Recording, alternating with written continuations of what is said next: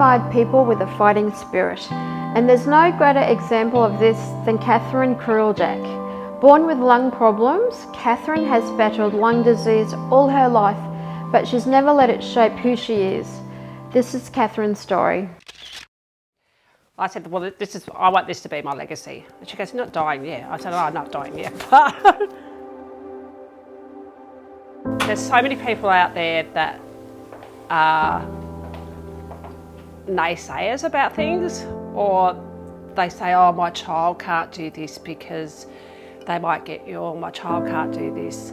And I think the psychological component of a condition can play a major factor in how you grow and how healthy you're going to be. Because if you've got a thought process that says, oh, I'm going to be sick, I feel tired, I can't do this, I can't do that, you know, I can't go here, I can't do that, then it doesn't set a good environment for your whole life. I've got primary ciliary dyskinesia, short version is PCD. It's a lung condition that affects the cilia in your lungs, and the cilia move like little waves, and they actually clear the mucus out of your lungs and all the dirt and any particles that get into your lungs. They also work in your sinuses, so it clears out your sinuses as well. It's a genetic condition, so you're born with it. I haven't known anything different. I was always sick as a child. It wasn't until I was about the age of 4 that they noticed I had a lot of damage to my lungs, and they did an operation and then had to remove half of my lung. And then I continually had chest infections. Was continually tested for cystic fibrosis, and that always come back negative. So at the age of 11, I was diagnosed. Nothing changed from that, so I've always had to do physio twice a day, use a nebuliser, recurrent chest infections, always in hospital, at least once a year, to have IV antibiotics. And it's just been ongoing. There's been tough times, but I've never let that define who I am.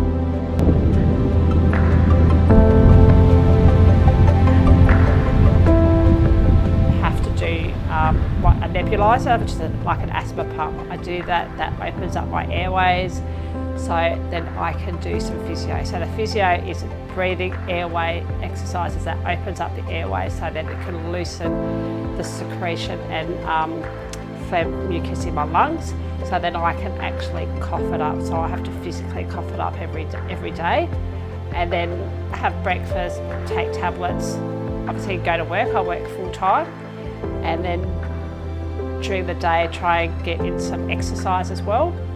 Then I have to come home, I still have to have tea, maybe do some more exercise, and then do my physio, my nebuliser all over again. Always played sport. I think that's been a really big thing, is having a lot of exercise in your routine. I've played netball from the age of 5, then I played tennis. At the age of 30, I decided I wanted to go into sailing, and so I took up sailing. Within 6 weeks of doing sailing, I did a Adelaide to Lincoln yacht race, which is 150 nautical miles. So I did 3 of those over a period of time. I then also have participated in the Australian Masters Games on a J24, and we won gold. So I did that the first 18 months of sailing, which I thought was fantastic. I don't like to think of myself that I've got a condition. Sometimes it does happen, and I don't like that I've got this problem, but I often think, well, there could be worse things to have. And by me having a positive attitude towards it, then I'm showing other people what they can do and what they can achieve. I started a foundation to help other families, and I think within a year I'd met about 4 or 5 other families, and they were telling me how grateful they were that they could actually speak to somebody, they could speak to other parents and people that would actually understand and know that they could go there and get support. At the moment, it's all volunteer work. I do it full-time, like volunteering for it, and it's the best feeling out. Like, no amount of money could replace the feeling that I have when I'm helping other people, because you know that they're not going to walk that path alone by themselves.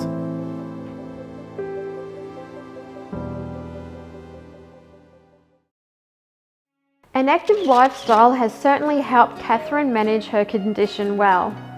Knowing your baseline symptoms mean you'll be the best judge if things change, and having a ready plan available to you for when your symptoms flare is really important.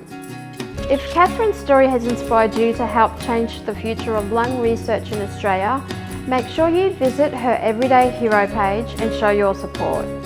While there, you can check in with your lungs by taking the 2-minute lung health checklist too. Thanks for watching.